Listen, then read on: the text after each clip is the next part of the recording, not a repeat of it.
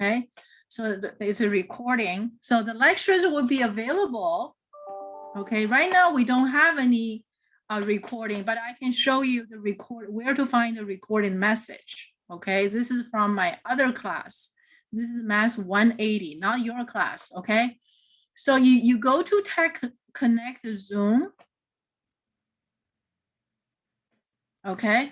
You can see all the classes are scheduled. This is, of course, for the other class. And all my Zoom recording, okay, you can click on the cloud recording. And all the recordings will be available for you so you can watch it again. You can, or if you have to miss a class and you know where to find the lecture to listen to, okay, or to watch, okay. So let's go back to our class. Okay. On the screen, you see all of these buttons. Most of these buttons are not available to you. You actually only see these buttons: homework, module, assignment, grade, Tech Connect Zoom. Okay, that's all you need. That's all you need. Module. Okay, of course, this is the home page. You see the home page. The home page will stay there. Module, you're going to see syllabus, office hours, and homework. Okay, this homework, well, this final review guide, you don't need to worry about it. This is for last semester. Okay, it will be modified for this semester. For homework, this homework will be updated every time we have a lecture. Okay, so after the class, we'll update the homework. We'll update the homework, but this is where you find the homework. Okay, this is where you find the homework, right here. You guys, so for example, you have homework assignment today. Okay, I just need to change the date. 17th. That's your homework today. Okay. Will I give you more homework? That's possible. Depends how much we have covered. Okay, I think I will give you more homework. I'll give you more homework. Okay, so that's your today's homework. So every time we have a lecture, oh, I'm not supposed to be able to update it here. Huh, that's strange because I'm in the student view. Okay, so that's your view. That's your view. Okay, so let's go back to the home page. Okay, and office hours. Okay, you know this class has 5 units and meeting Monday, Wednesday. And this is my office hours. I have office hours every day. But all of these office hours are in the morning. In the morning. If you have a need and you need to talk to me, you have questions, feel free to make an appointment with me. Okay, and I will make myself available for, you know, for time that's convenient for both you and me. It can be in the afternoon or in the evening. Okay, so don't hesitate to make appointment with me. Okay, and where is the office hour? When you go to my office hour, this is the link to hit. Okay, you hit this link. Okay, which is the same as orientation link. This is my personal room. This is my personal room. And this personal room link is that all the students who are taking my class this semester, they use the same link. So do not be surprised that when you come to my office hours, some student might be asking questions you don't understand because I'm teaching another pre-calculus class, okay? But you get your chance and we're gonna discuss your questions as well, okay? Any questions so far? Attendance. Attendance is taken automatically. Attendance is taken automatically by Zoom. Okay, so I will not be calling out your names to check your attendance. And the Zoom will record the time you enter and the time you leave. You just need to make sure your screen name is the same as the name you have registered for the class. Okay, if it's different, please make some changes. If you cannot make any change, please let me know so I can make some adjustment in the record. Okay, I can download the record of attendance, and then if you say, okay, your screen name is a Zoom user, I don't know who you are, so you may be marked as absent. So you may want to let me know, okay, I am the Zoom user, I'm John Doe, or Alex Martinez, whatever your name. Okay, so please make that adjustment to make sure your attendance is taken correctly. At the end of the semester, so far I don't see any issues here. Okay, I'm looking at the participant list. Okay, I don't see if there's any issues here. It looks like everybody's name seemed to be fine, but you know better whether your screen name is the same as your name as registered as a student. Okay, so at the end of the semester, I will need to turn in all the attendance record to the school. Okay, now back to the course. Are you excited? You are taking intermediate algebra. How many of you are so excited about this class? Good. How many of you take this class because you really, really love math?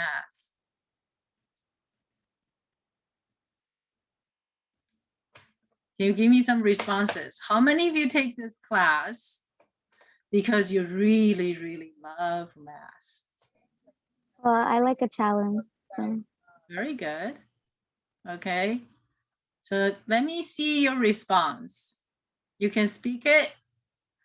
You can make some faces. You can show me your face. I love math. You love math. Wonderful. And how about those people who are not so passionate about mathematics? It's okay. It's okay.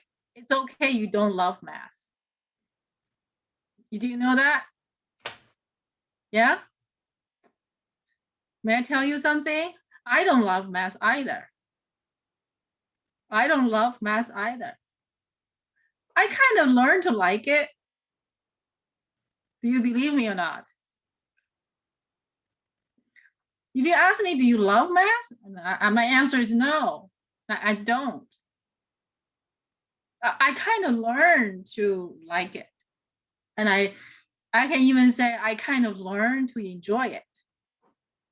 If you say, do I only want to do math? No, absolutely not. I want to do a lot of other things. Okay. So if you are, that kind of people who don't love math or kind of in a situation that you have to take math, you are with me. You're with me. And many years ago, I just had to do it. I have no other choices. I had to do it. Guess what? I did it. Right? I did it. And I know you can do it too. Okay? So I'd like to give you a little introduction about myself. I'm actually the first generation of my family that went to college. Okay, when we talk about first gen, there's one day I kind of think about first gen. Yeah, I'm the first generation of, in my family that went to college. Okay, so does that ring a bell with some of you? Who's the first generation that, goes to college in this class? Me. I'm the same as you. Good. Anybody else? Can you raise your hands? Your first gen? Has it been easy or has it been a little bit hard? It's been a little bit of both for me. we're going to have the up and downs, right? Sometimes it's easy, sometimes it's hard, and sometimes it's frustrating. But the good thing is that we don't have to drive to school, right? We don't have to drive to school. And math was hard. You know, when I went to college, neither of my parents can help me. And they know nothing about what I do in school. So I'm totally relying on myself and this, you know, whatever the support the school have. So when I'm lecturing with you, when I'm so-called lecturing with you, I'm really just sharing my learning experience with you guys. Okay, I share how I understand the topics, how I, you know, understand it, and what it makes sense to me, and so that sort of thing. Okay, a math was hard. It was hard. Okay, until you get over it. Until you get over it, it becomes easy. Okay, so my goal is to try.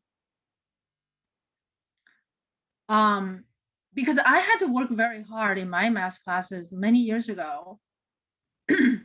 I had to work very hard. Okay, they are, you know, people I met in my school years, and they seem to be so smart. And I was so envious of them because I was never that smart. Do you feel sometimes you're not smart enough? Do you feel that way? Does any one of you feel like you don't feel you're smart enough? Thank you for sharing that sentiment. I never feel I'm smart enough. I always have this sense of, gee, I'm so dumb. How come I didn't get it? You know, I always just beating myself up and saying, gosh, how come I didn't get it so fast? Did you ever have that kind of experience? Yeah. Is it frustrating? Is it condescending? It's not a very good feeling, right? It's not a very good feeling. I have felt all of that. Okay, I would say throughout my college years. I'm not saying not just 1 year, many years. I was in college 4 years and 4 years graduate school. That's 80 years. That kind of feeling never seemed to have left me. I always have that sense, oh my God, I just don't know enough. I don't know fast enough. I don't know quick enough. It's sometimes it can be depressive. Okay, it's very depressing. Okay. So I'm saying these feelings now. I can say it with a, you know, with a cheer, right? But I didn't always feel that cheerful about these feelings. You understand what I'm saying, right? You understand what I'm saying? It hasn't been easy. But one thing I want to assure you, if I can do it, I did it. So do you. You can do it too. Okay. My promise to you is that I'm going to give you my best. Meaning, I'm going to try to make math easy for you by understanding it. If there's anything you don't understand, and you should ask me. Okay, you should get to the bottom of it. You say, please explain to you. I will try everything possible, every mean possible to explain to you so that you can understand. And that's my job. That's my job. So you should never ever feel embarrassed by that you didn't understand or you have a hard time understanding it, because everybody had been through the same experience. Okay. Because I learned math the hard way, right? I think I can more relate to you. Can you imagine Einstein is teaching this class? In my mind, he's so smart, right? Can you imagine Einstein is here teaching this class? He will tell you guys, oh, go home and read about it. That's not how I learn it. That's not how I learn it. I learn it by hard work and sweat, and sometimes tears. Okay, so if you are ready for the challenge, I'm here to help you. I'm here to help you. Okay, so course description, we're going to learn a lot of stuff. We're going to learn lots of stuff. Okay, we're going to learn. Do you guys recognize all these words? Okay, I want to read a little paragraph. Have you guys learned the word linear, quadratic, polynomial, rational, radical, exponential, logarithmic? Have you learned about these words? You're pretty good. If you know a few words I just read, you are pretty good.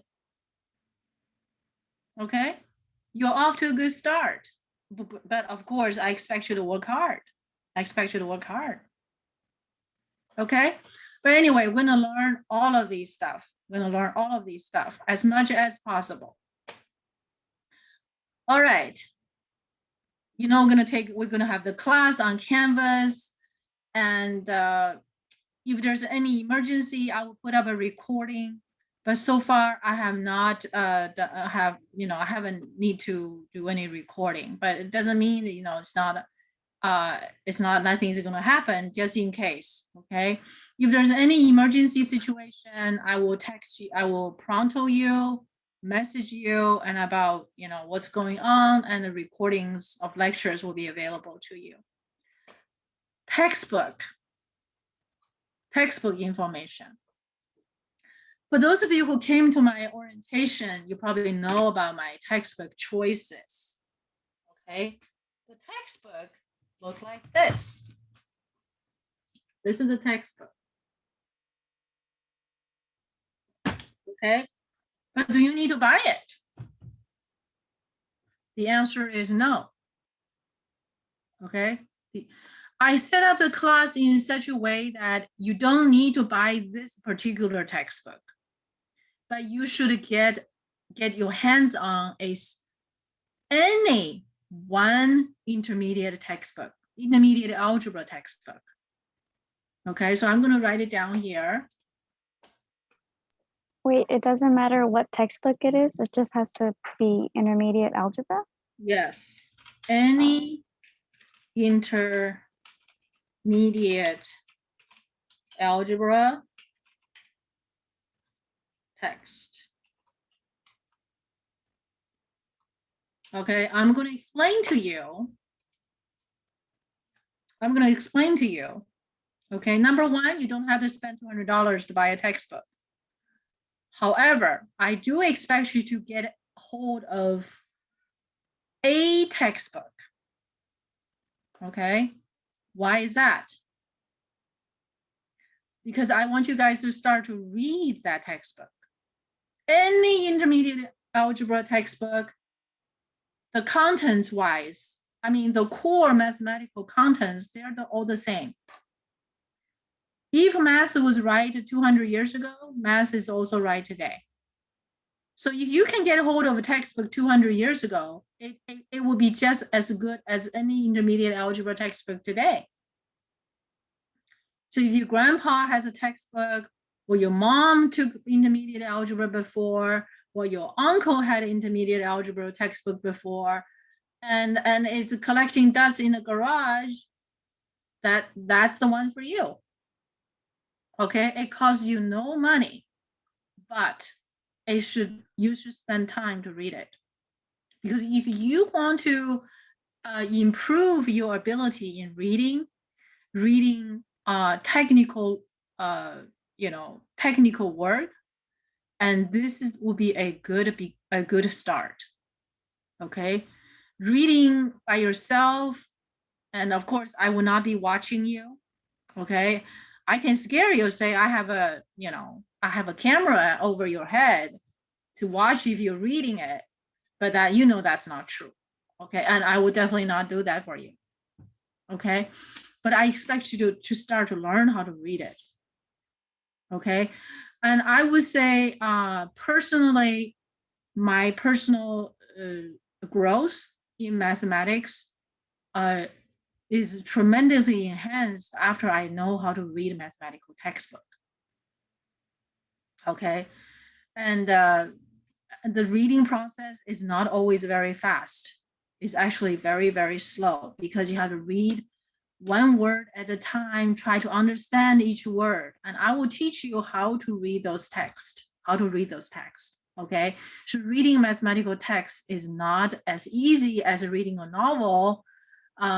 So you can look at the title and you can skip a chapter. No, you have to read word for word and try to think about it and try to understand it. Because if you don't, if you skip like 3 paragraphs, you're starting at a paragraph number 4, and you're going to be lost very quickly, okay? So it takes a lot of patience, okay? But it's a very good training. It's a very good training, okay? So that's about textbook. And you need to promise me you're going to read a intermediate algebra textbook. Could I hear that promise? I promise I'll read intermediate algebra textbook. Thank you. Anybody else would? I promise I read an intermediate algebra textbook. Good, good. Okay. Anybody else? I promise to read an intermediate algebra textbook. Very good. Very good. How about everybody else? You can type on the chat. It's going to be, I assure you, you may not like it at the beginning. Okay. It may feel dry, it may feel uninteresting, and you may not understand at the beginning, but over time, you will learn to appreciate. You'll learn to appreciate. And if you have an old, very old, I also promise I will be, you'll be reading intermediate algebra textbook. Very good, very good, very good. Okay, remember, you're reading this for you. Okay, this is gonna help you to improve your ability. Okay, now look at how you're going to be assessed. Of course, I'm teaching, you're doing the work, you put in the sweat. How am I going to assess you? There are 3 ways: quizzes, midterm, final. Okay, and you can see quizzes is plural, right? How many quizzes are you going to have?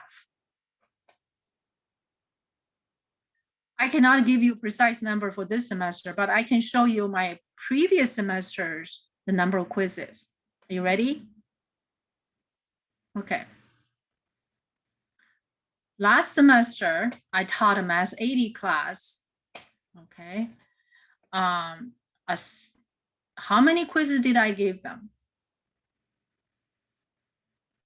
I gave them from number 1, 2, 3, 4, 5, 6, 7, 8, 9, 10, all the way to 22. That's a lot of quizzes, isn't it? So you pretty much should expect at least 1 quiz per week. Sometimes you have 2 quizzes per week. This week, I think I will give you 1 quiz, but next week you probably should have 2. Okay, because we have 16 weeks, right? 22 quizzes, 1 midterm, 1 final. That's my, last semester. And I will still be doing this. Okay. And these quizzes will not be the same, because I always make adjustment. They're not going to be the same quizzes as the one last semester. And at least I make some adjustments. Okay. So you should expect 1 to 2 quizzes per week. minimum 2. You're not going to have a quiz in the week of midterm, which is week number 8. You're not going to have a quiz in week number 16, which is the last week of the semester. Is that clear, everybody? Okay, so back to our class. Back to our class. Some of these quizzes will be multiple choices, reflecting your understanding of the lecture. All of my quizzes are tied to the lecture. All of my quizzes are tied to the lecture. All the exams are tied to the lecture. So all the tests are tied to the lecture and your homework. And midterm, final, they're all tied to the quizzes, the lectures, and your homework. And your grade will be determined by 2 formulas. The first formula calls for 60% of the quiz, 20% midterm, and 20% final. The second formula is 65% for quiz, 20% for midterm, 15% for final. So at the end of the semester, I will calculate everybody's grades using both formula, and I will choose the higher grade, and that's your course grade. Okay, so I've got 2 numbers. The higher number is yours. How do you like that? However, I will not be dropping any quizzes. I will not be dropping any exams. So no dropping. Okay? And midterm will be given on week number 8, and final will be in week number 16. Okay, so that's what it was saying. No tolerance academic dishonest. No tolerance on academic dishonesty policy. I'm sure you have heard about this many times. Okay, basically we want to have your honest feedback about what you have learned. Okay, and this is a course objective. You can read it, you know, and you're going to learn a lot of things. We're going to assess you whether you have learned it, and you can get the course syllabus either at the bottom or on the top. Any questions from you?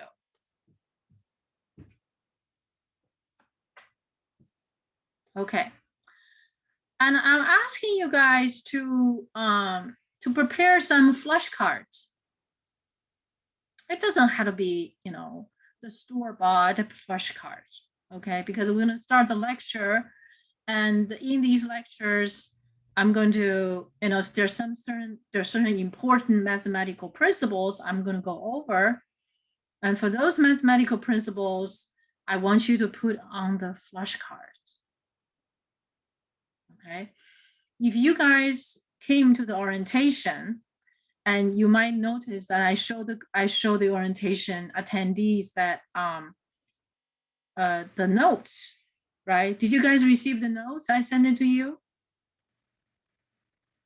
Oh yeah, I got the note. Very good.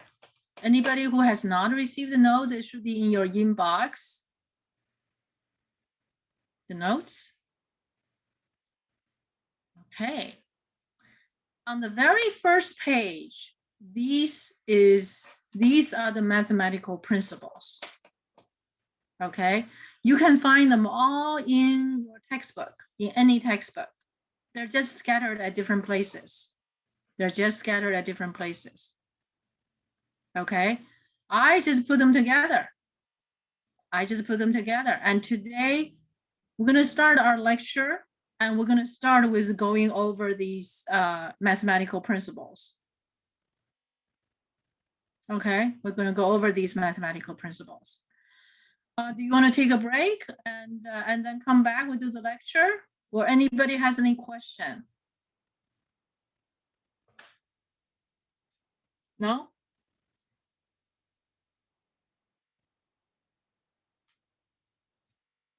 Yes, no?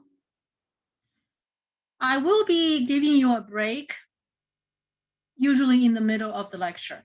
Okay, since we just started at 10:30, so maybe we just don't take a break now. We take a break later. How about that? This class, meets 2.5 hours. That's pretty long. That's pretty long. Okay, so we will take a break. We'll take a break. If you don't have any questions, we're gonna get started. Ready? Yes, I have no questions. All right. Anybody has any questions? You can type your questions on chat. And I have a real story to tell you before we start. I'm so grateful that these days we don't have to drive to work. We don't have to drive to school. I don't know how you feel about that. Do you like to take classes from home? I Kind of. prefer I prefer going into face to face, but we can't do that sadly. You cannot do that. Yeah, I actually also like that. I enjoy classroom immensely. But and my feeling is kind of mixed. On the one hand, is I don't have to drive. On the other hand, that I miss the classroom. So it's a kind of mixed feeling. But talking about driving, I was pretty late. I was pretty old when I learned how to drive. I think I was 20, at the time I was 28. I was 28. Learning how to drive was definitely a very, very challenging thing for me at the time. Guess how many times for me to pass the driving test? How many? 3? I will keep you guessing. I'll keep you guessing. I'm not going to tell you right now. 5. Nah, that's too Okay. much. I feel like it's 2. I don't know. I Zero. say 3 is the lucky number. Okay. I want to know how many of you passed the driving test on the first time? I just got my permit. Yay! I just got my Congratulations. license like a week ago. Oh, congrats. Congratulations. Thank you. Could anybody type your name if you pass your driving test on the first time? Devin, I'm so proud of you. I'm so jealous of you. Francesco passed the driving test the first time. Oh, anybody else? Oh, Sakatra, I did. You did not. Okay, that makes me feel better. How many passed your driving test on the second time?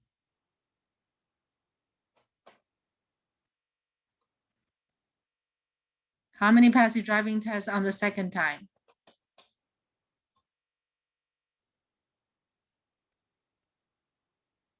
No one? How many passed your driving test the third time? Oh, Eureka's hasn't taken one yet.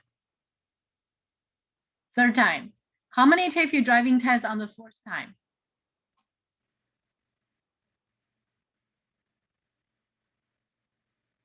No one?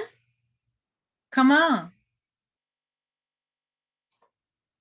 That's me. I'm not going to ask about 5 times. I passed my driving test the fourth time, on the fourth time. So you can see how much I love driving, huh? But I passed it. How many times do you think I have to pass? Okay, Kelly said I was close. Okay. I was so depressed. I couldn't pass the driving test. Can you guys have compassion how I felt then? Now I talk about it, it's like that was like 20 some years ago. That seemed to be so easy, and I'm laughing about it. But today, it's different from that time. I was so depressed I didn't pass my driving test. But I'm so happy I did, right? So 20 years from now, you think back how hard you passed your intermediate algebra, what would you say? At the time, it was hard, right? But then 20 years afterwards, what do you say? Ah, I passed the intermediate algebra. You'll be saying that with a glee. Okay. So anyway, with that story said, and you can see I'm not that smart after all, right? Sometimes you may feel I'm pretty smart. Actually, I'm not that smart after all. So are we ready to do some math? Okay. All right. You get the notes?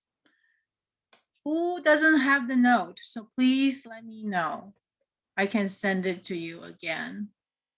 It should be in your inbox. Okay, so let me check the pronto. Just 1 second. Did you guys all get in pronto?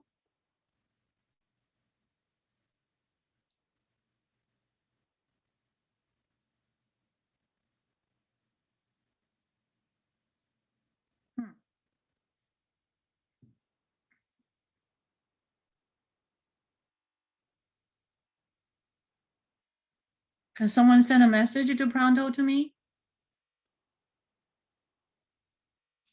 Because I don't know why I don't have the pronto button for mass 80.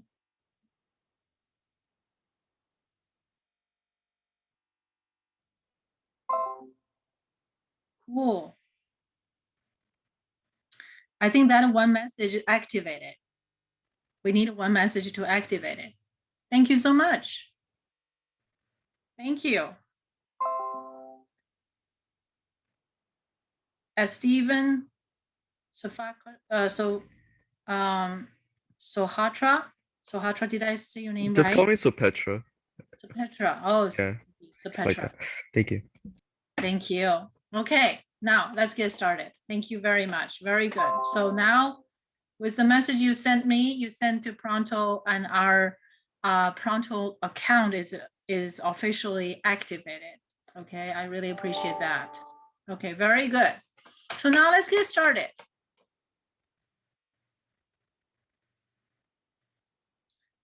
I'm going to change a screen share.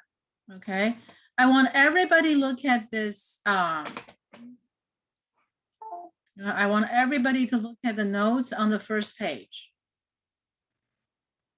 Okay, we're going to start with talking about mathematical principles. Okay, we're going to talk about mathematical principles. Does everybody see this? You should have this with you even when I don't have it on the screen. You should have the notes with you. The first principle, you have your flashcard ready? If you don't have flashcard, that's okay. Just get a piece of paper. Okay, you're gonna be making the flashcards today. Okay, the first principle says any number times 1 stays the same. Its mathematical form is any number a multiplied by 1 is the same as the number. So whether times 1 is not going to make any difference, right? Any number times 1 stay the same. Does everybody agree with me? Do you think this is a self-evident fact?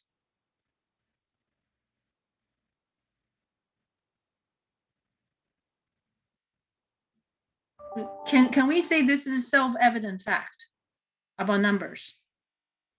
Can you say that, you don't need to hear me telling you? You knew that already. Yeah, it's common sense, to be honest. Common sense, excellent, perfect. Okay, and this semester, you are going to see how this common sense is used in mathematics. Okay, mathematics is derived by common sense at the algebraic level.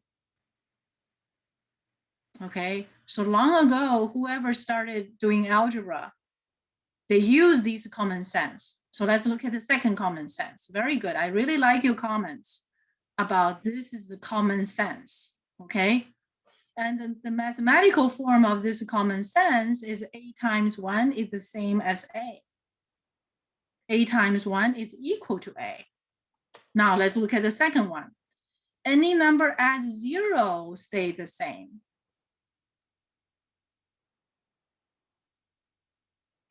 Can we say that's a common sense as well? Any number Yes. at 0, it's going to be the same number, right? Common sense. In mathematics, okay, everybody was telling us that math is a language. If it is a language, it has a grammar, right? It has a vocabulary. Okay? When we use English, right, to study mathematics, let's look at the grammar of mathematics. Mathematics grammar, in terms of the structure of sentences, we have two kinds of structure, two kinds of sentences, and two kinds of sentences only. In math, we only have two kinds of sentences. Do we have tenses? Do we have past tense, present tense, future tense? In math, the answer is no. In math, there's no past tense, there's no future tense, there's only present tense. So you don't have to worry about tenses. Okay? You don't have to worry, you don't have to learn about go, went, gone. You don't have to learn those. No worries about that. Two kinds of sentences. One kind of sentence is just a statement. This is a statement. And the second one is a statement. Do you follow me? Statement. Of course, statement can be true or false, right? If you make a statement, it could be true, could be false. A true statement in math, if it is true, it is always true. If it is true, it should be true 10,000 years before, and it will be true 10,000 years after. That's why there's no past tense or future tense. It's always true. If it is false, false once, false. So mathematical truth is judged very harshly, very harshly. False once, false. You follow me? You can say something, but if that statement you make is false, it's false. False once, false. Okay, so that's the simplicity of mathematical grammar. Okay, and what is the other kind of sentence? The other kind of sentence is if statement. So in math, you only have two kinds of sentences. One is a statement, and the other one is an if statement. Two kinds. Statement, if statement. Two kinds. Do we have any other kind of statement? No more. No more. So that's the simplicity, isn't it? So math and mathematics, in terms of grammar, is very simple. It's very, very simple. And how do you read it? You read it according to these principles, according to the structure. One is statement, one is if statement. Now, look at that. This is a statement, and this is a statement. How about these two? These two are examples of if statement. If statement. Okay, so you have two kinds of statements, two kinds of sentences right here. Now let's look at this statement. If this statement is true. Okay, do you guys see this statement? The number 3. If A is the same as B, then A plus C is the same as B plus C. If A is the same as B, we add the same number to both of them, and the result will still be the same. Do you agree with that? Can that be thought of as self-evident fact? Can that be thought of as common sense? Is it common sense? Good. How about number 4? Number 4. It's an if statement again. If A is the same as B, if one number is the same as the other, and we multiply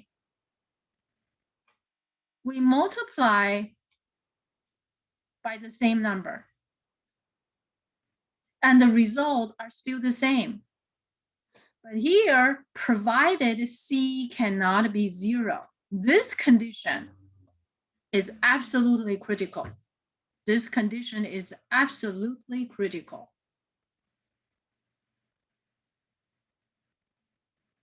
Do you agree with this sentence?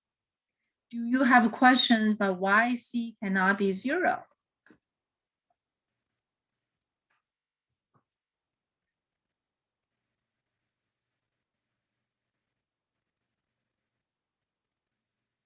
Then you say, what if I remove this condition?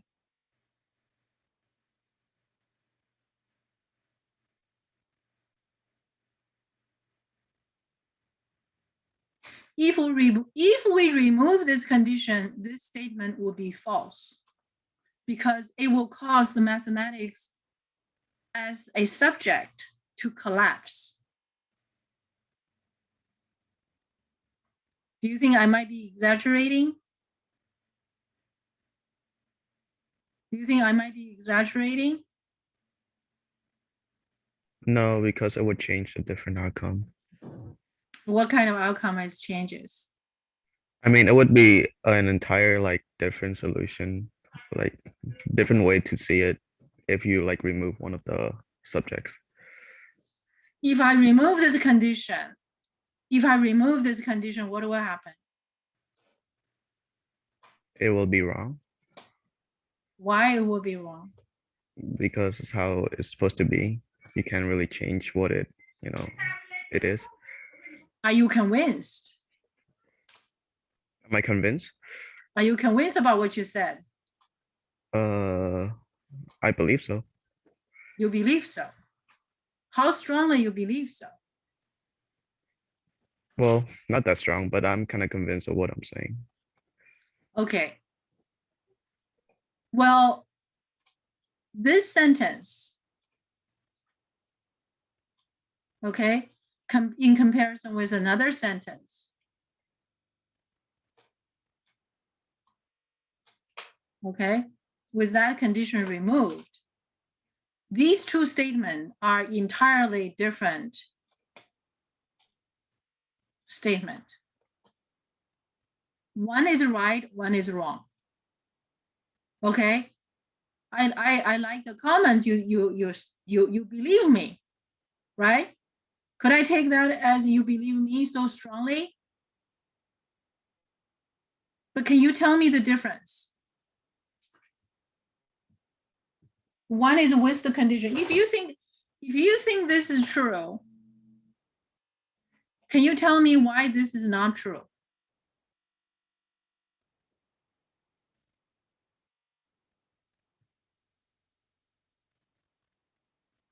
Just because I say so?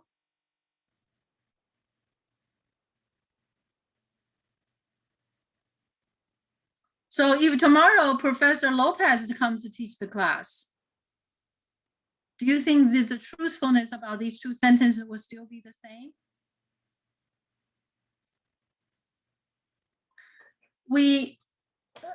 So anything I say, I have to make sure I can convince you. Before I convince you, I have to convince myself. Do you understand? Because if I don't understand, I cannot present it. Okay, this is false, and this is true. And the question is, why?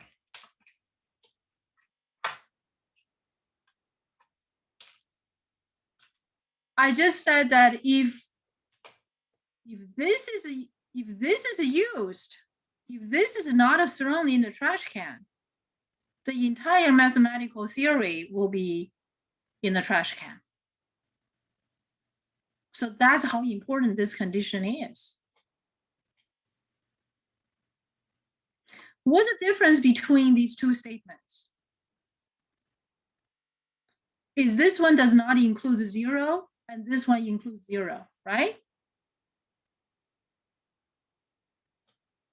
Okay, so I'm going to demonstrate to you with some simple algebra. I believe you can follow why this condition, if removed, will cause mathematics to collapse right in front of your eyes. Okay, so suppose we use this, suppose this is the case. Okay, so we don't see that.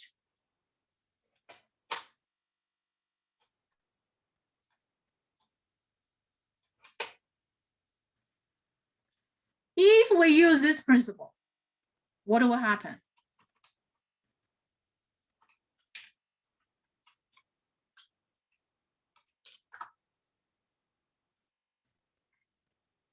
Okay, so I'm going to show you, and I wish you do have a paper pencil with you, and you're gonna be ready to write it down with me. Are you ready? Okay, so here, if A is the same as B, okay, I'm going to use the same sentence, which is if statement. If A is the same as B, then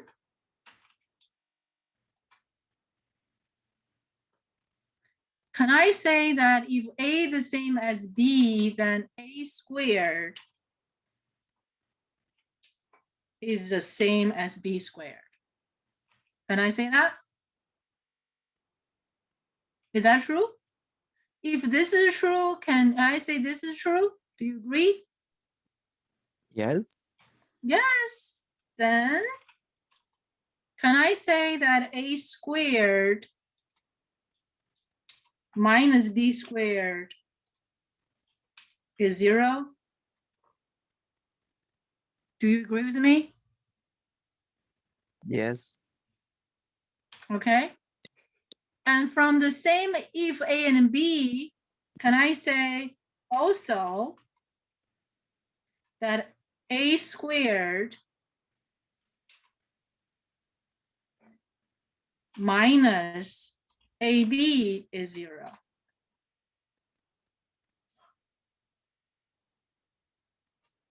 Do you agree with that?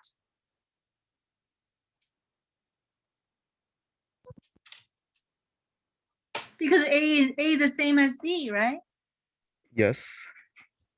So this is true, this is true. Yeah. Because both are 0, so can I say,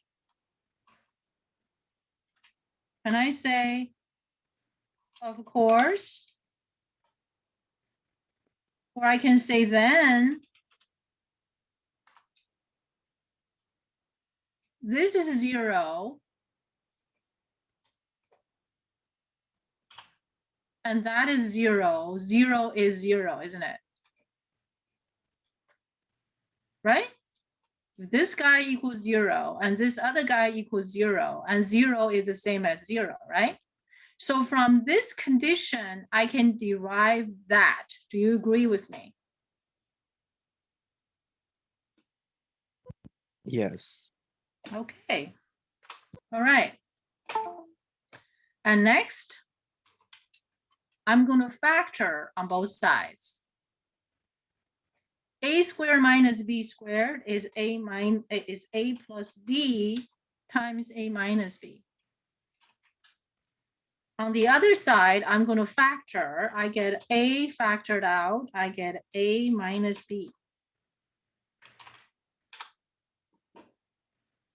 You guys agree with me or not? Yes? There's A minus B here. There's A minus B there. I'm going to cross them out. Then I will get A plus B equals to A. Yeah? Because there's A minus B on each side. Yeah? And I'm using this principle.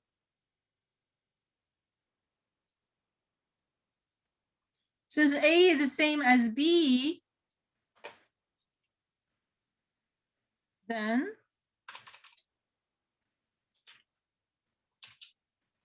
I can say 2A is the same as A. And then I cross out the A, 2 is 1.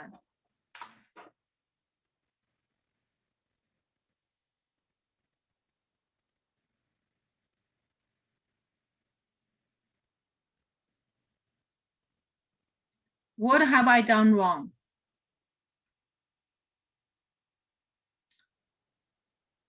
Do you agree with 2 equals to 1? No, not really.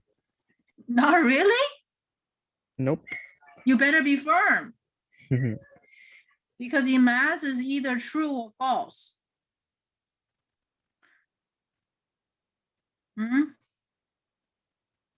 You either firmly disagree or firmly agree. I firmly disagree with that. Very good. I like that kind of confidence. Is 2 equals to 1? No. So if this is true, we derived 2 equals to 1. What went wrong? Where is the flaw?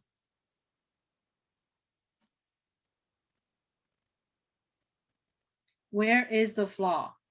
What happened?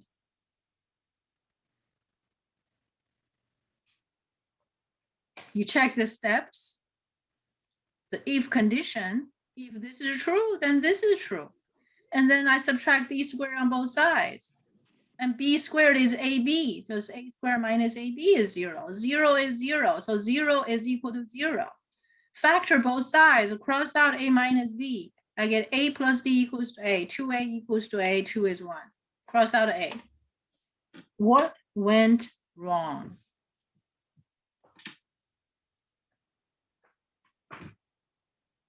Something must have gone wrong, right?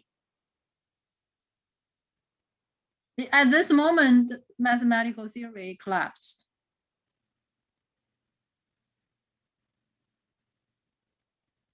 What went wrong?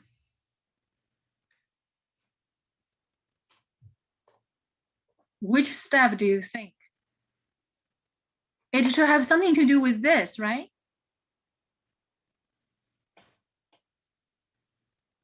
What went wrong?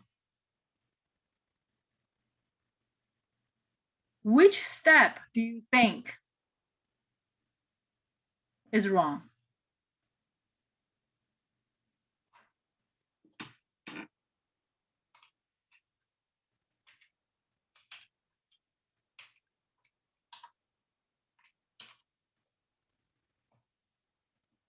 Which step is wrong?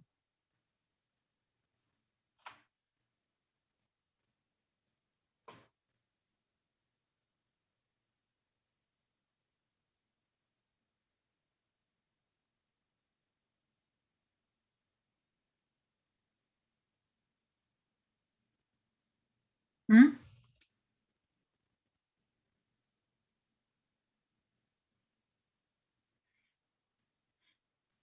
Anybody want to say something?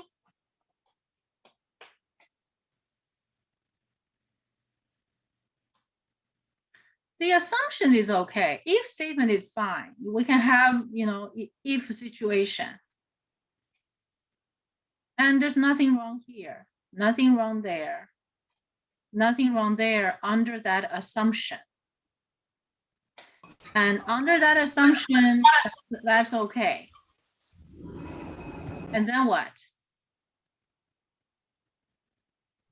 I think after, I think A plus B, I think that line is wrong. This line, The, which this one? that one, yeah, I think that one's wrong because I'm not sure where the addition came from A squared minus B squared. Oh, this is factoring. Okay, A plus B times A minus B, if you factor, if you FOIL, okay, so FOIL this. Can you FOIL this? You're gonna have A squared minus AB plus AB minus B squared.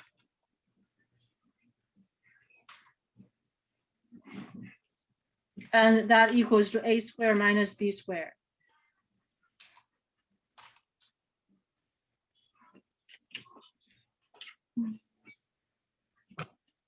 So is this step right? So from here to this step is a factoring. And there's nothing wrong with the factoring. There's nothing wrong with the factoring.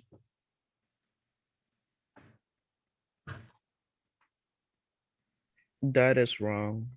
Which is wrong. The factoring, it should be A squared minus AB. A square minus AB, Yeah. where? Here? The one below it, the factor, the one in it should be in the middle. Yeah, that one. Here? Here? Yeah. What's wrong? Isn't it supposed to be A squared minus AB, and it would be the same as A plus B and A minus B? Well, I factor out the A. Oh, okay, okay. Do you see that? Yeah, yeah, I B see. squared It. is A times A. We factored out the A.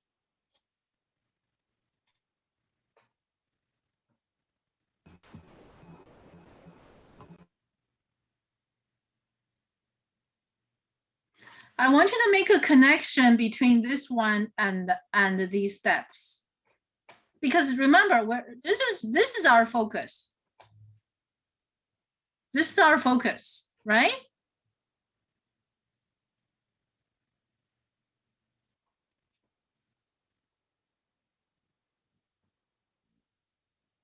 How about we take a break and come back? And you can continue to work on the break if you want. Okay, so let's take a break, come back in 10 minutes. Okay, come back at 11:50.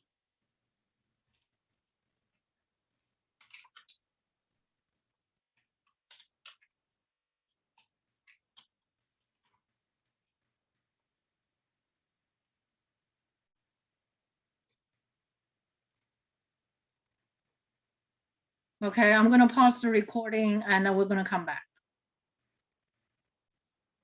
Okay, so what do we emphasize here is that you cannot cross out without checking. You can only cross out when.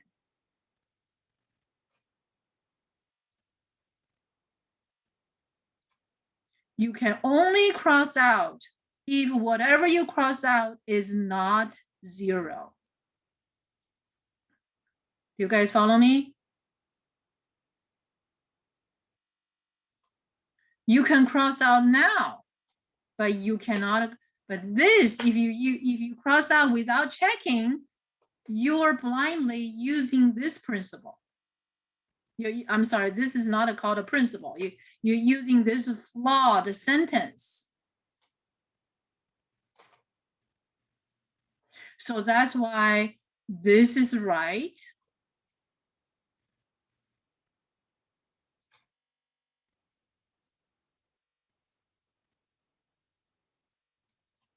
This is right. The difference between this box and that box is very little, but a critical. Do you guys see that? And what is that critical condition? Whatever you cross out cannot be zero. If you do, you're going to get a contradictory result. Contradictory to our common sense. Do you guys follow me now? Yes?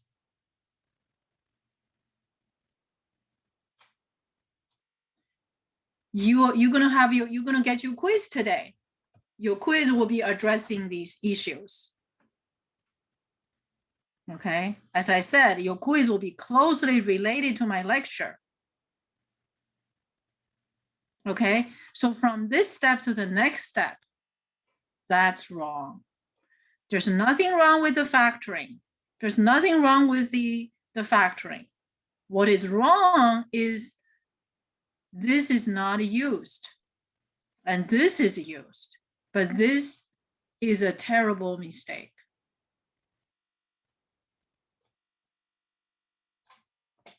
You guys see the difference? Do you guys see the difference? Whatever you cross, whatever is being crossed out, it cannot be zero. Okay, I have emphasized that sentence over and over again. So you should not be surprised that this kind of question will be on the quiz. Okay, so that's principle number 4. This is principle number 4. That's a mistake. Got it? So let's look at principle number 5. Okay, so we got 1, 2, 3, 4, 5.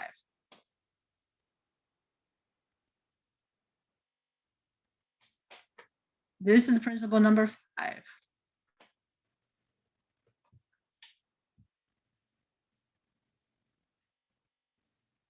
Okay, we are examine these statement. Remember, in mathematics, you have 2 kinds of statement: if statement or statement. Okay, so a product, actually, I should remove this if.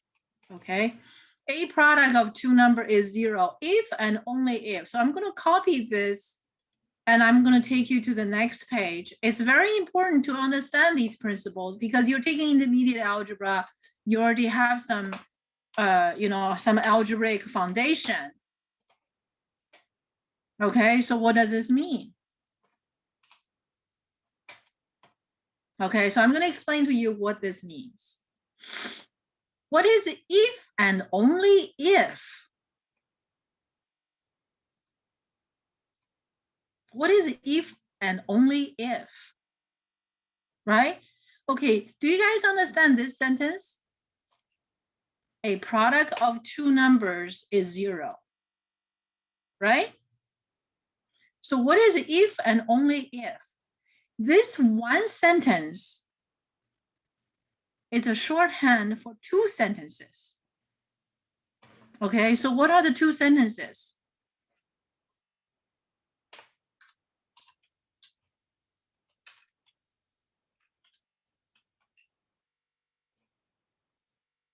Okay, this one sentence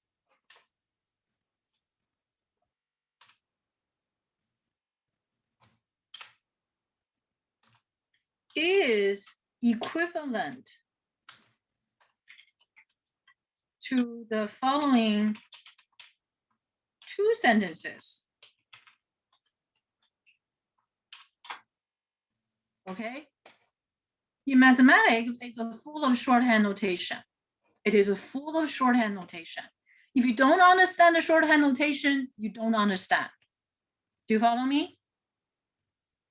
I believe a lot of our students don't understand math, they find math difficult, is because they don't understand what it means to begin with. They are beaten by the shorthand notation.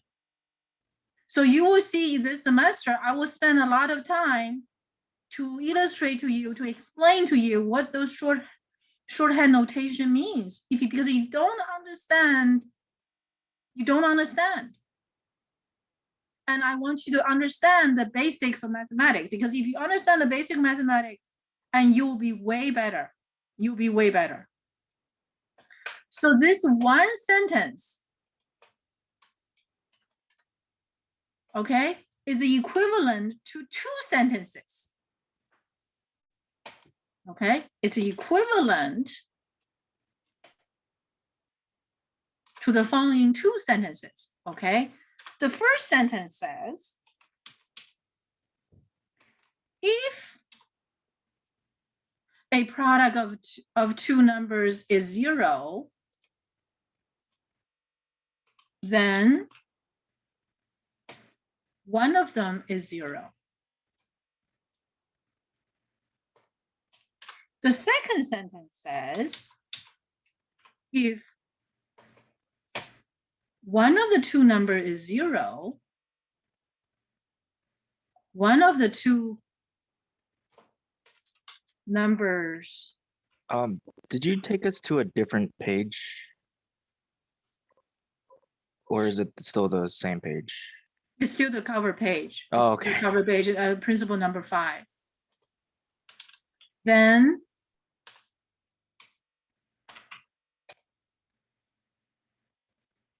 okay, then the product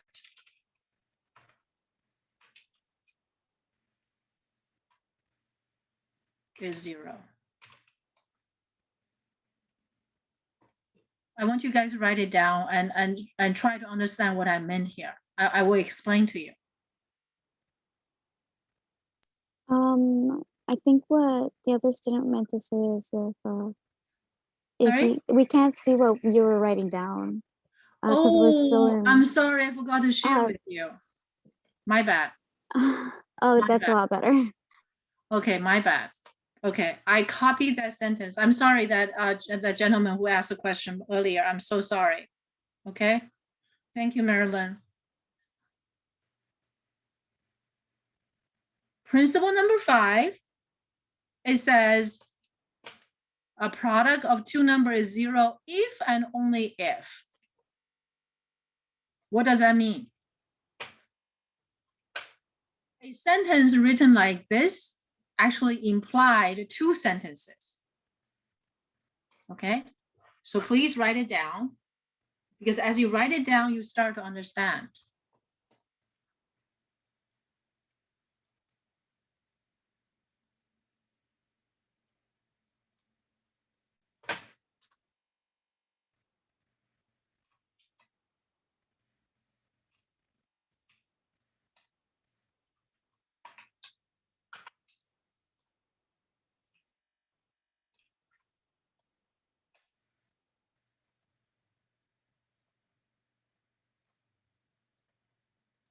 Okay, I want you guys to see if you can tell the difference.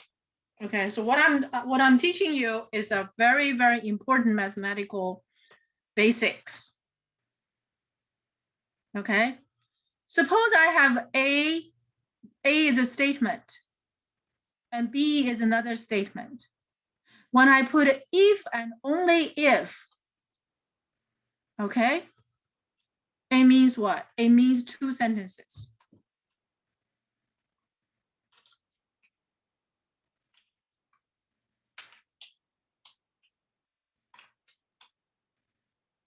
It doesn't happen all the time, it happens sometimes. Okay, it says if A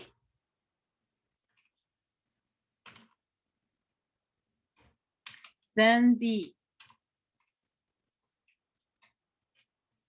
The second one is if B then A.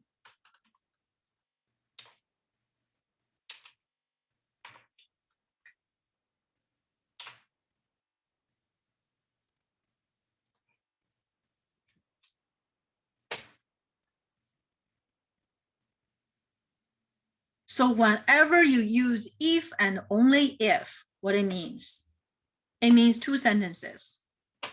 And what's the difference between these 2? in the first sentence, A is a condition, B is a conclusion. In the second sentence, B is the condition, A is the condition, A is a conclusion. Do you follow me? Do you guys follow me? Yes. So the conditions are different, and these two are, it's like a two-way street. You can drive left to right, and you can also drive right to left. Do you follow me? But do we always have a two-way street?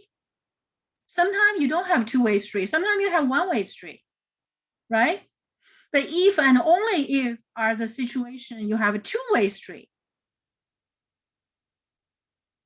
Does that make sense to you? Okay, so here is that situation. So if you know the product is 0, then you know one of them is 0. But or if you know one of them is 0, then you know the product is going to be 0. Do you follow me? That's how you read this mathematics. You follow me?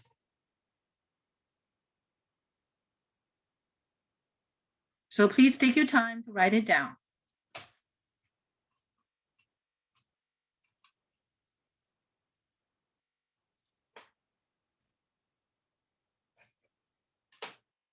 So do you agree with these two sentences?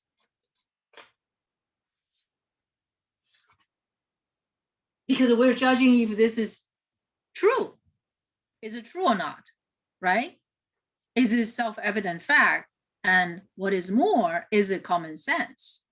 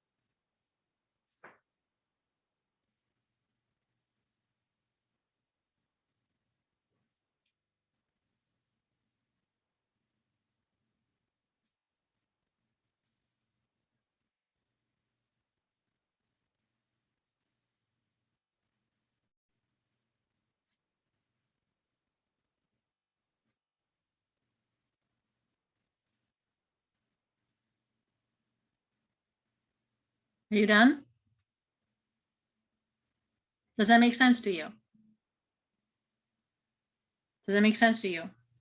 Do you agree with these two sentences?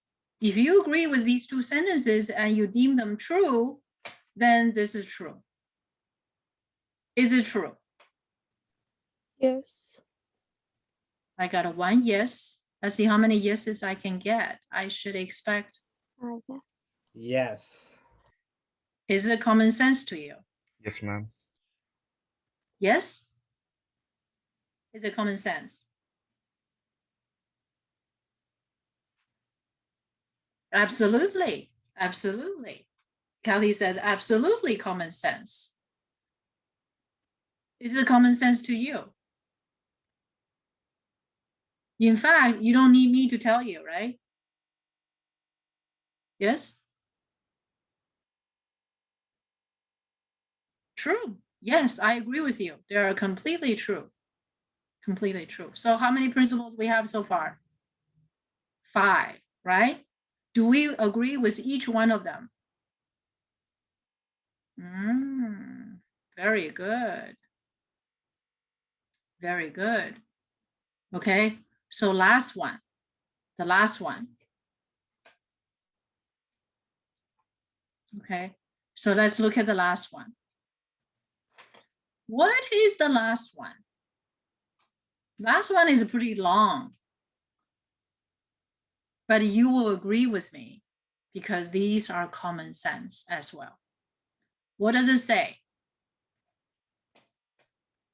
It says a positive number multiplied positive number is going to be a positive number. A negative number times negative number is going to be a positive number.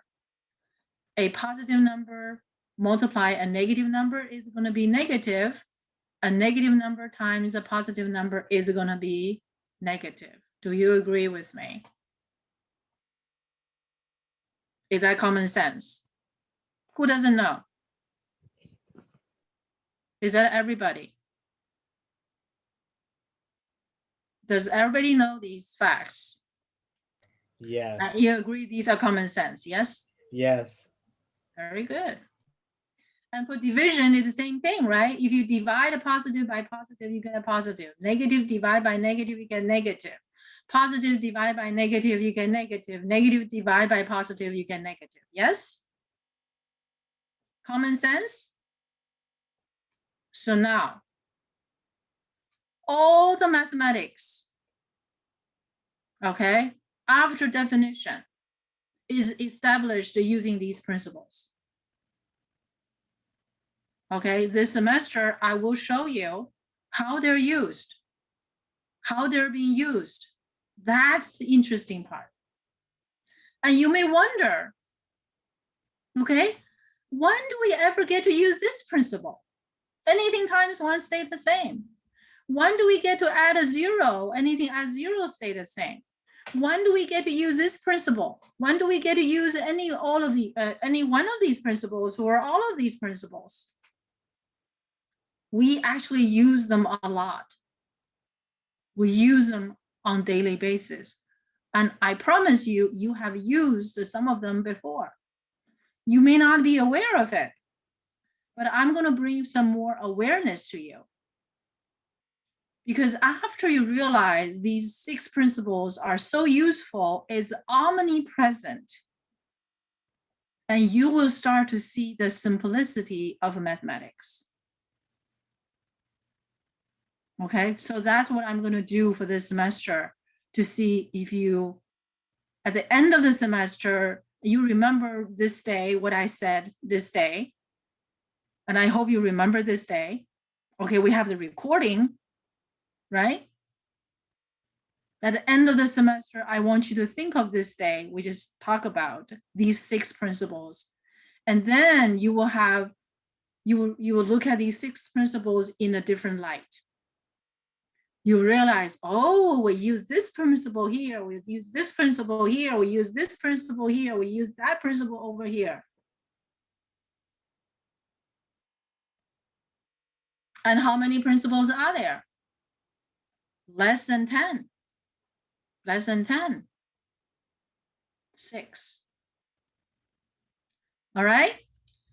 Okay, so without further ado, let's do something more interesting. Okay, let's do something even more interesting. Okay.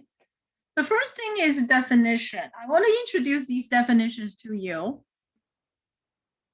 Okay. They may look a little bit dry, but I'm still going to introduce them to you. Okay, because this is just to recall some of your elementary algebra experience. Okay, this is going to be recalling some of the beginning algebra experience. I trust you guys had a beginning algebra before, didn't you? How long ago did you have elementary algebra?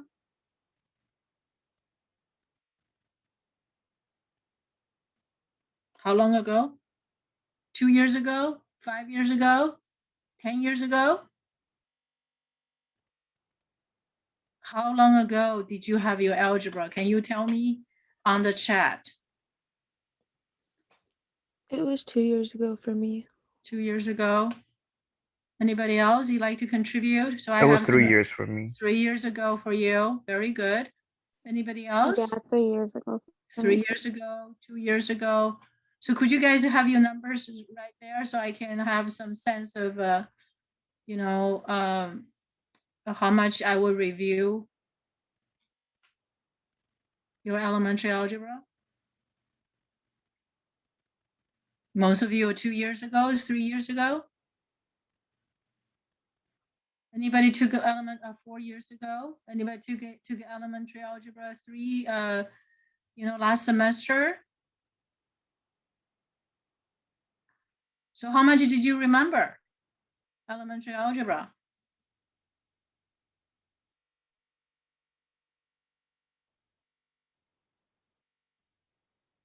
Hmm?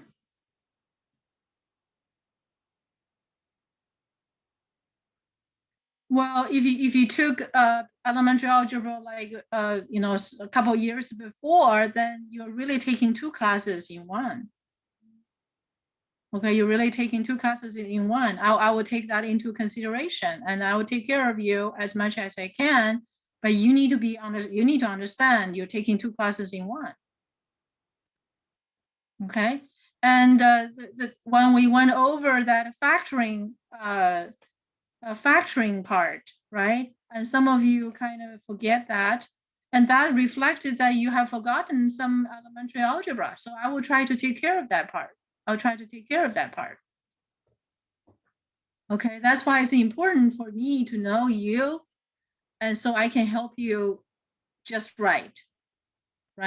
Not overwhelming you because you might have forgotten. There's nothing wrong with forgetting things, right? But we need to pick up. We need to pick up in order to move forward. So I appreciate you letting me know, where you are. And then besides, I don't know what you've forgotten and what you still remember, right? So we're kind of going to figure out about each other. We kind of figure out about each other. You figure out about me, and I try to figure out about you, so I can, teach this class most effectively. All right. With that said and done, okay, and I want to introduce this concept called a function. Okay, called a function. So I'm going to change the screen now. Function. This sentence, we call a definition. We call definition. We call it definition. Definition is a very powerful tool in mathematics.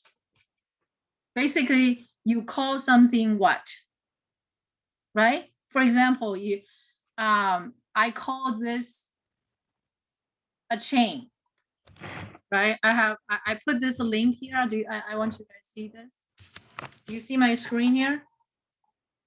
Do you see these chains here? Do you guys see that? Yes or no? Do you see the chain? Do you see that? Yes. Or you call it links, right? Is it you call something by a certain name? You call something by a certain name. And we call this a book, right? These are called definition. These are called definition. I put this chain here, and we're gonna get to use it for metaphor in class in the future. Okay. So now, what's definition? In mathematics, there's a very important term called a function. Okay, so function, what is a function? Definition of function. It says a function is a rule. A function is a rule. Do we know rules? Do we know some rules? I'm sure everybody knows some rule, right? For example, you have to stop at stop sign. Is that a rule? That's a rule. What else rule do we know? Suppose we have a rule. We have a rule.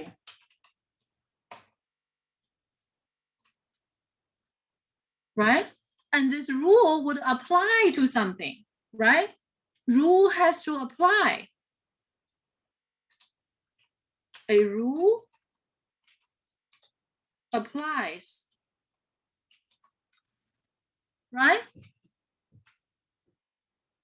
A rule applies. What does it apply? What does the rule apply?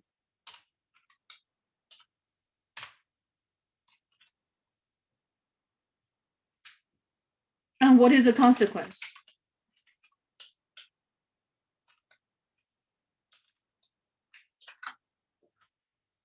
Does it make sense? So for any rule, you would have these two aspects. For whom this rule apply? And what is the consequence? For example, we talk about stop sign, right? The stop sign apply to everyone. Okay. So this rule applies to everyone. So we call that everyone. Everyone. That's everybody.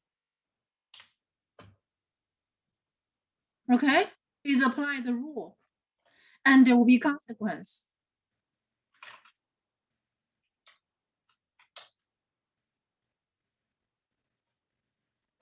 What is the consequence of applying a stop sign?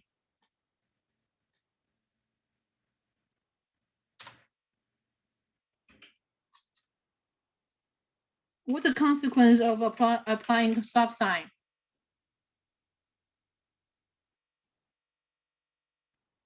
Can anybody tell me? What is the consequence of applying a stop sign? If you're driving, you have to stop, right? Look to the left and look to the right and make sure you're safe. And then what? That's the consequence. That's the consequence. Is there any other rules do we think we know we can discuss this? So these are called rules. Mathematics also have rules. Also has rules. Okay, so what are the rules? The rule would apply. You need to think about what it applies. And we say those applies to X, to a number.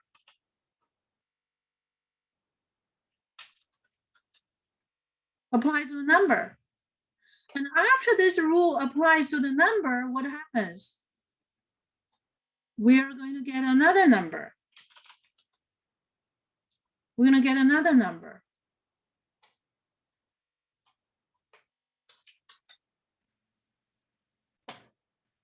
Okay, mathematical rules would apply to a number, and the consequence, you get another number. But there's a number as where the rule applies, and there's another number that the rule applied and get a consequence, and we got to make a distinction between these two categories, right? Yes? Should we make a distinction between these two categories? So we're going to call this number X and this number Y. And these signify two different categories. So X is a category, Y is the consequence. And we also call this input. And that is called output. In your previous experience, most likely they are X, Y. Okay? But I want to use the word input output for now. Now the rule applies to the input and produces output. Okay, so this just explain a function is a rule. But we also have specifics about what this rule can do. Okay, and it says this rule will assign to each element in a set, in a category. Okay, so this input is from A.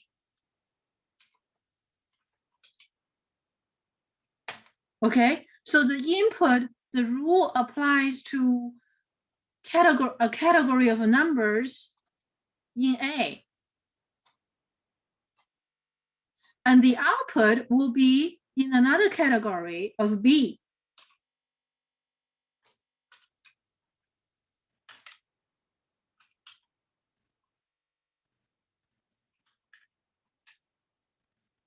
category. Did I spell category right? Category B. So there are two categories. You see, we make a distinction between these two categories. Otherwise, the numbers, you can tell, right? Which category do number belong? So we call it input from the category A and the output from category B. So input from category A and the consequence are output after rule applies to the input. But now let's read this sentence very carefully. It assigned to each element in the category of A, okay? Each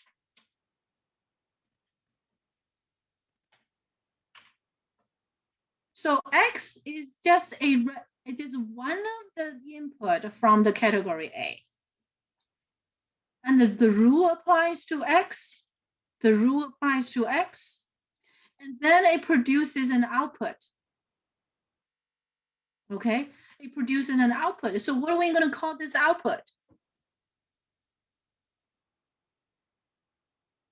Right? What are we going to call this output? We can call this output Y.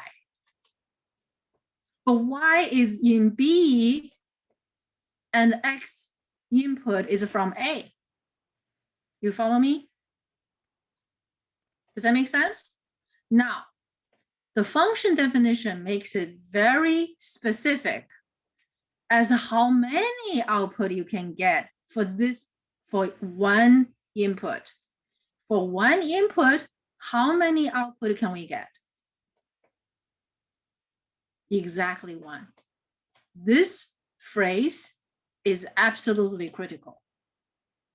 If you remove exactly one, if you remove the word exactly, you'll be wrong. What does exactly one mean? Tell me, what does exactly one means? Only one? Just One and that only. one. One and only. But if you remove exactly one, you may have two, right? So we cannot have two. Can we have zero? No. You cannot have less than one. You cannot have more than one. You have to have exactly one. It emphasizes the uniqueness. So this output has to be unique. How about that you have an input, but you don't have any output? Then those input will be out. We don't want those input. Okay, so all the numbers, every input will have, you know, the rule applied to it and have exactly one output. All of these input together, we're going to call them domain. So domain is really a collection of all the possible input such that you make the rule happy. This kind of rule is called function. Do you follow me? This kind of rule is a function. And all the consequences, okay? You have a collection of inputs. Every input will make the function happy. And the collection of input, everyone goes through the rule and you're gonna get a collection of output, right? All of the outputs are consequences and they're putting together, they're called a range. You follow me? So for each rule, the rule determines what will be from category A and what will be from category B. It's a little bit abstract here, but I will give you examples. I'll give you examples. Okay, so since this rule has a new name called function, therefore we're going to call the rule F. The rule now is called F. Okay? And this entire process in mathematics, we basically say, okay, F is a rule. What does F apply? What does this rule apply? This rule apply to input. And what is the output? The output is F of X.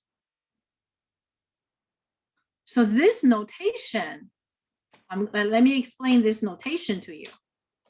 Okay, you're gonna love it. You're gonna love it. If you look at this notation, right? If you look at this process,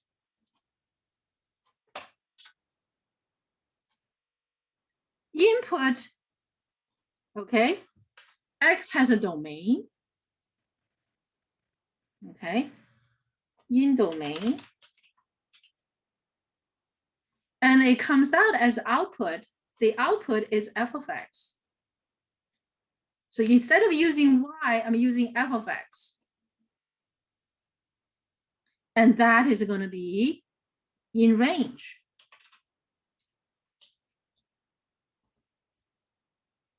So this notation alone, what does it tell us? It tells us the following. Okay, I want you guys to learn to appreciate this notation. Okay, many years ago as a student, I was just as confused as you are today. And now I want to share with you how much I appreciate this notation. Okay, this notation, it tells you that F is a rule. It tells you the rule. The rule is what? The rule is called F. Okay? What is it? I will show you later. And it also tells us the input.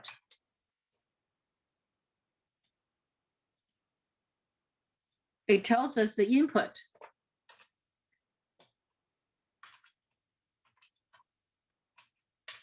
The input. It also, at the same time, tells us the output. What is the output? This entire thing is output. So F of X is the output.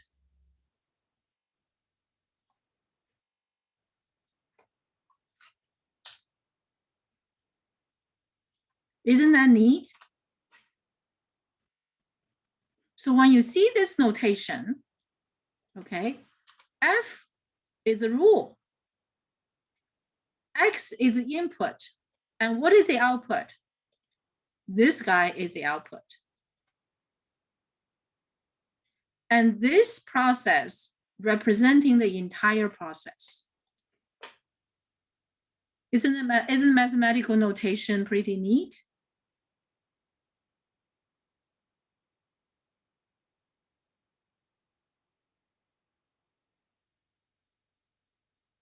I'm going to give you an example.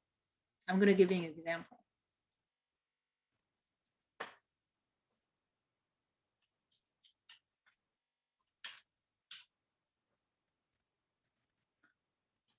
The description of a rule. Description of a rule.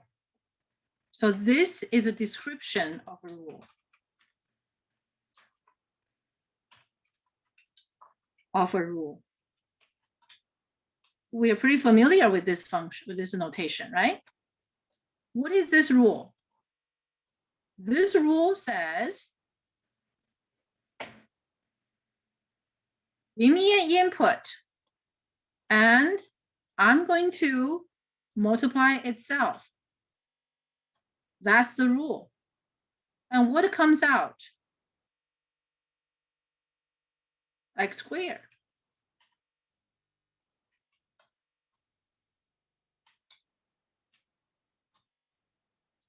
Okay, so once the rule is spelled out, and I'm going to write this. F of 0 So now f of 0 is in this situation. Okay, the input is what?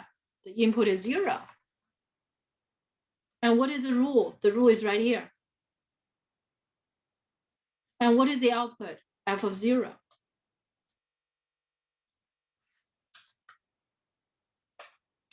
You guys follow me?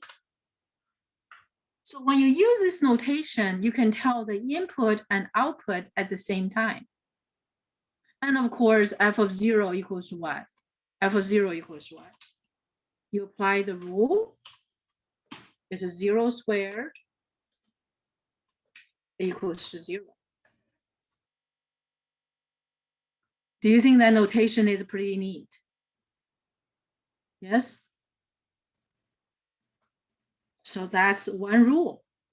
Okay, let's look at another rule.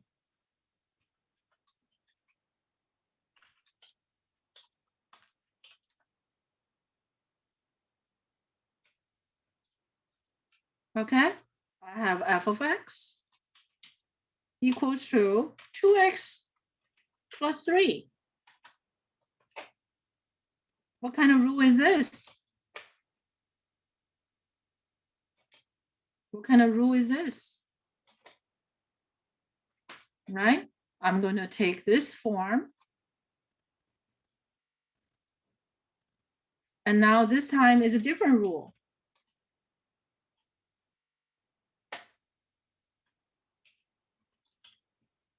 Right? You give me an input.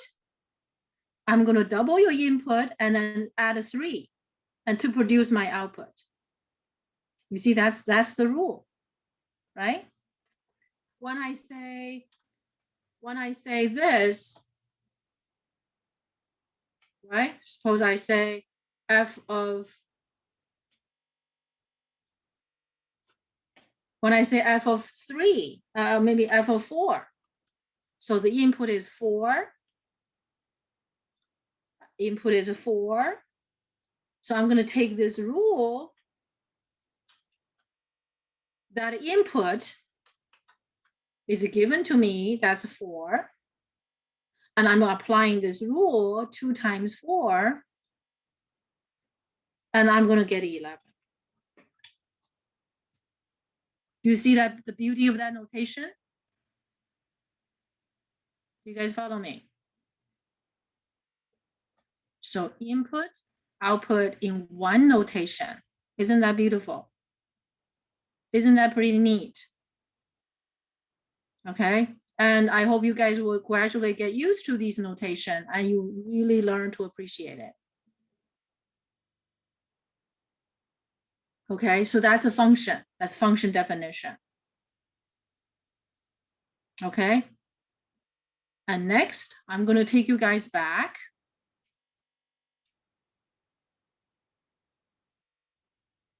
to truth table. We're not going to do 1-to-1 yet. We're going to do it later. We're going to do it later. Okay. I want to get you guys to alpha 1, truth table.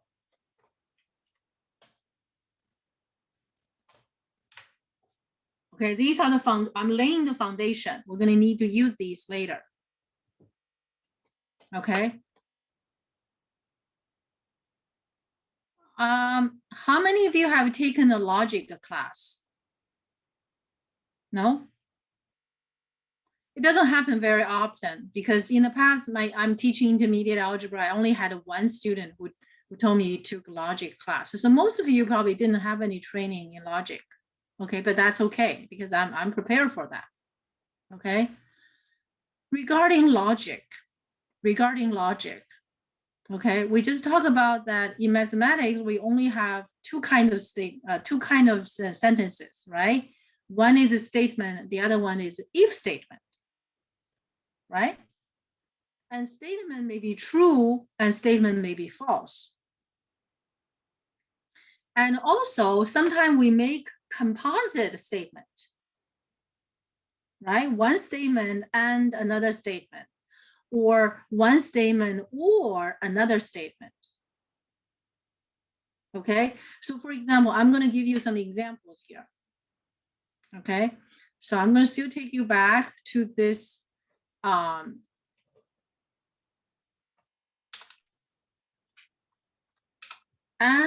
or.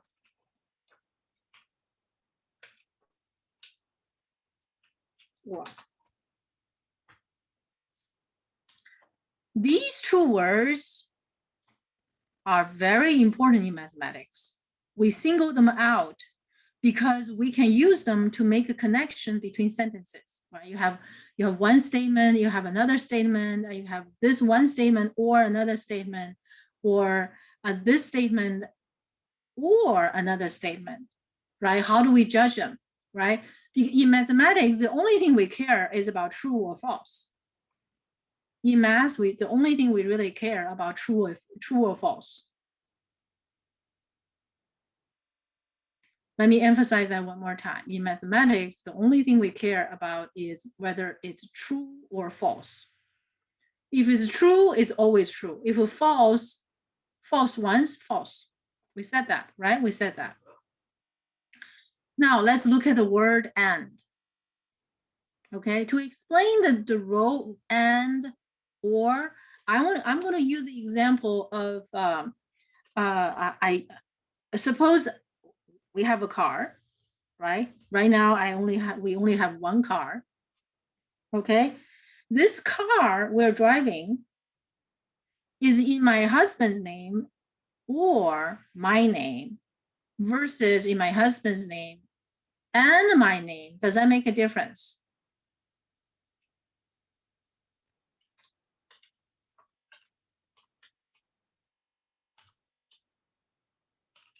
In, okay, my husband's name or my name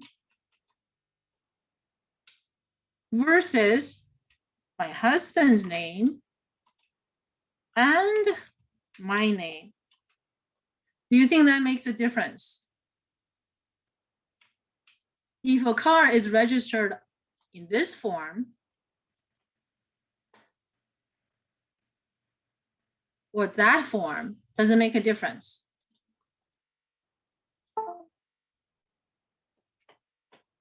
We start from common sense. Suppose you receive a check, okay? IRS sends you a check, but it's your name or your spouse name.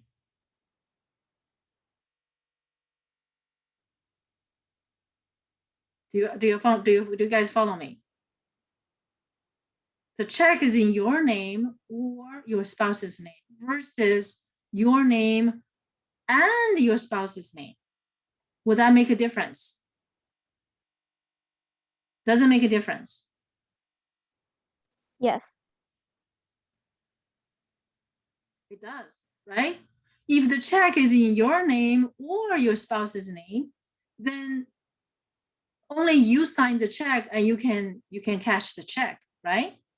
But if it's in your name or your spouse's name and your spouse's name, and one signature is not going to be sufficient to cash the check, right? You need two signatures. Does that make sense? So you can see the difference between and or, okay? We make a great distinction between and or. So when we use these two words, we need to be very, very careful. Okay, so today when we go through these truth table, we're really addressing the basics of and or. For example, let's come back to the car situation. Okay, we're going to talk about two scenarios. The car.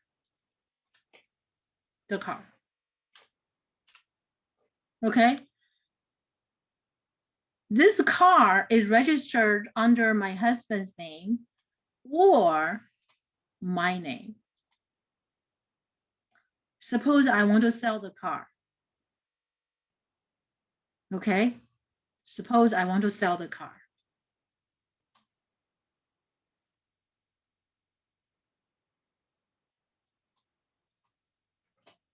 Okay, so that's my husband and that's me. Okay. And because the car is registered under his name or my name,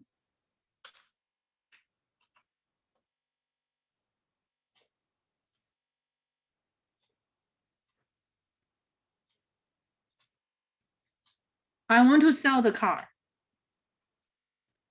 Okay, I want to sell the car. And he doesn't agree. He said no.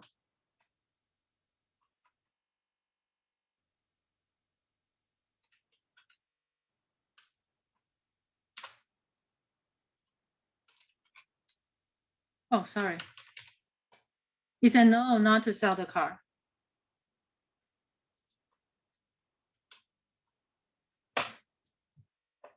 I want to sell, he doesn't want to sell. Can I still sell? No? The car is registered under his name or my name. If I don't care about his feelings, right? Legally, could I sell? Can I go past DMV?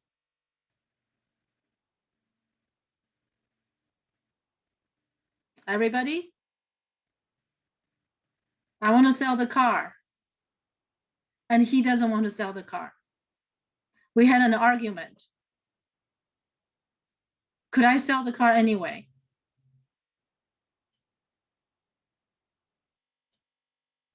Yes? I say yes. He says no. Does it depend who win the argument? Say if you win the argument, does that mean you can sell it? Well, I'm talking about legally. Could I still sell the car? No, because he say no. Because both of you supposed to have supposed to say yes. If one of them say no, then you cannot sell it. But the car is registered under his name or my name. Could I make a decision alone? Yes. Yes. No. If I'm a nice wife, which I am, okay, That's a no. I won't sell it if he's not happy about it. But legally, can I do it? Yes. That's what I want to know.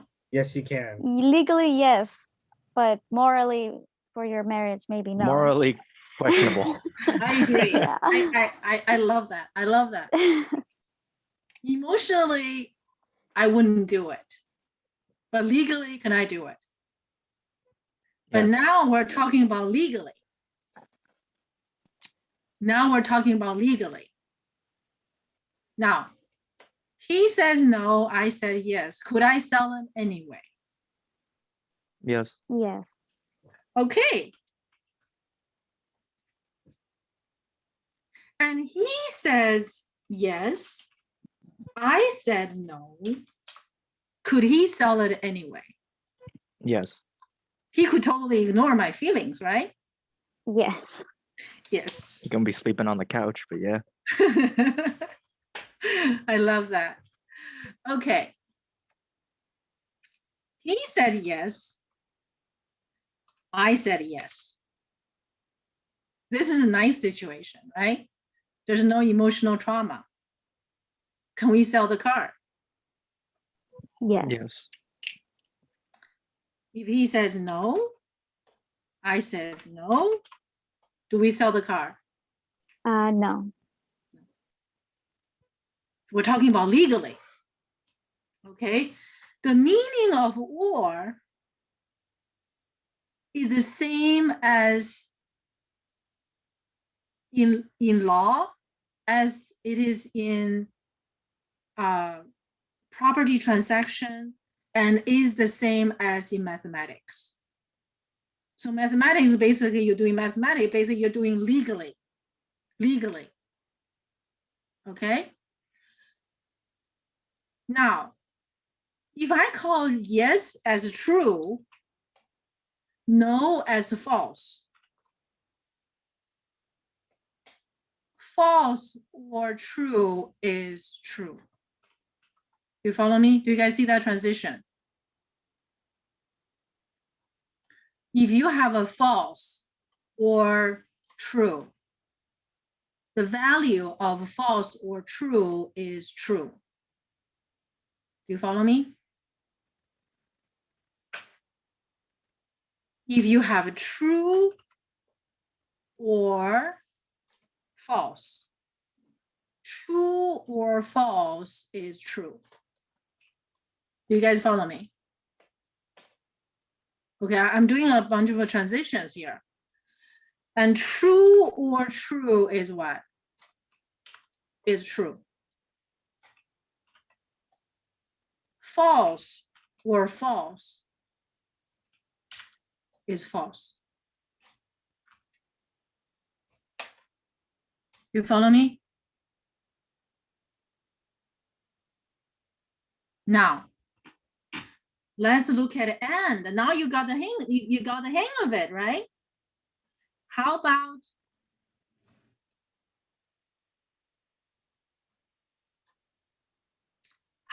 I change or to and? Okay, I'm going to do it this way, actually. Circle.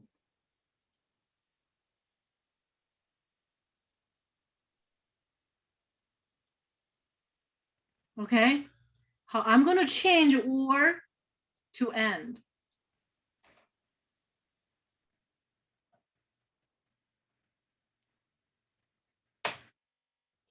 Okay, or to end.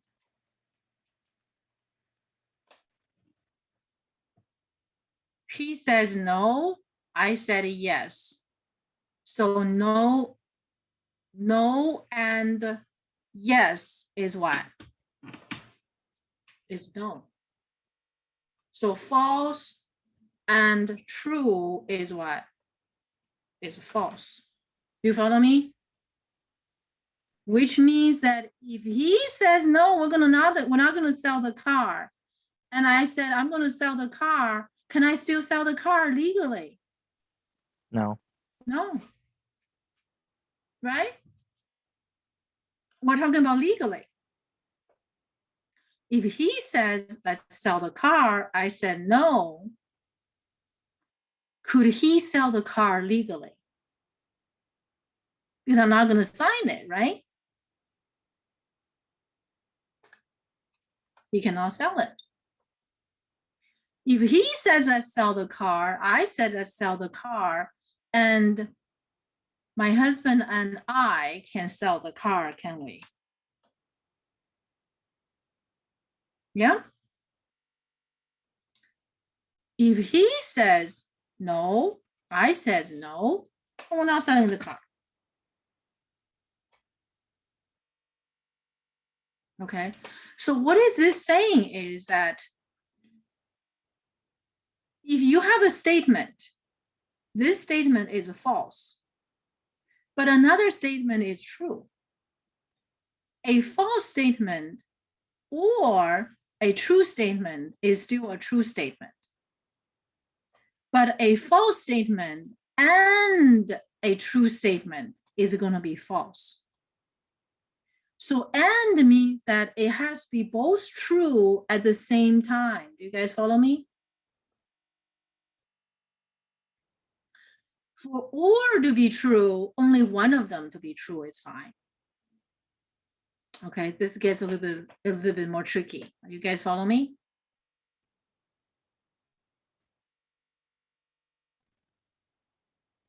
So this is the relationship between and or.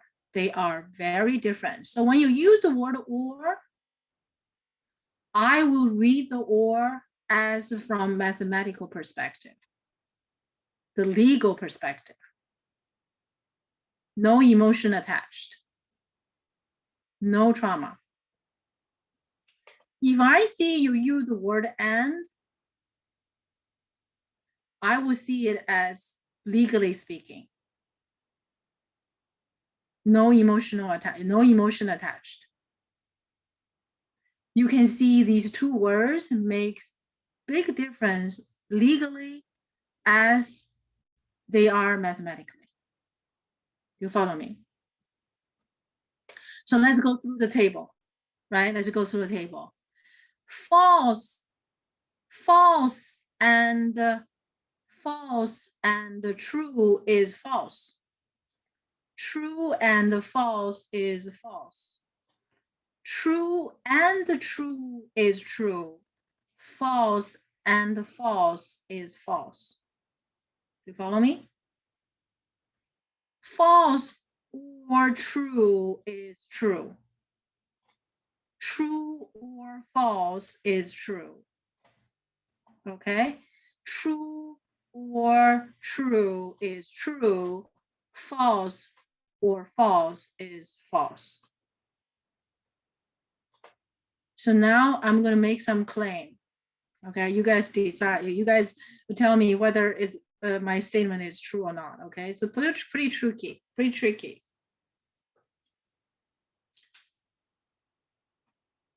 If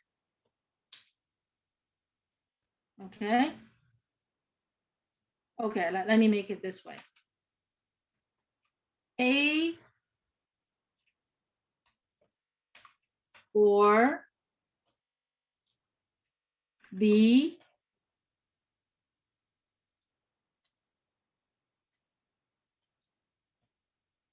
is true if one of them is true. Do you agree with that statement?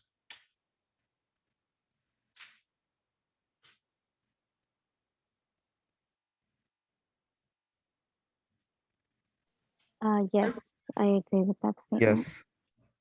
Everybody? It's pretty tricky, okay? This is training your logical mind.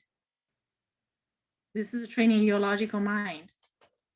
A or B, I mean A or B is true if one of them is true. Okay? A and B is true if one of them is true. Do you agree with the second statement? No. How would you change it? A or B is true if one of them is true. That is true, right? That is good. How about this one? A and B is true if one of them is true. Do you agree with me? Do you agree with this sentence? No, it's not true. That's not true. So how do we Both have to correct be it? true. Yeah, That's both of them have right. to be true, yeah. That's right. So this is false, right? Yeah? Yeah. Does everybody agree? Can you make a few other statements about observing this table?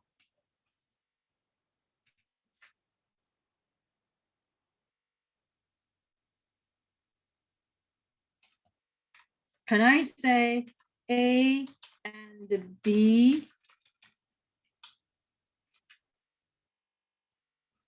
is true only both are true? What do you think of that statement?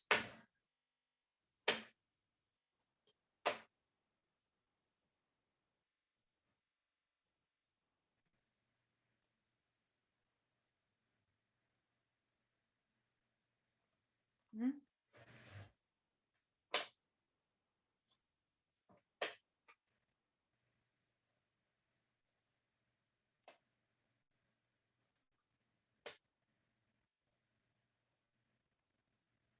We know this is true, right?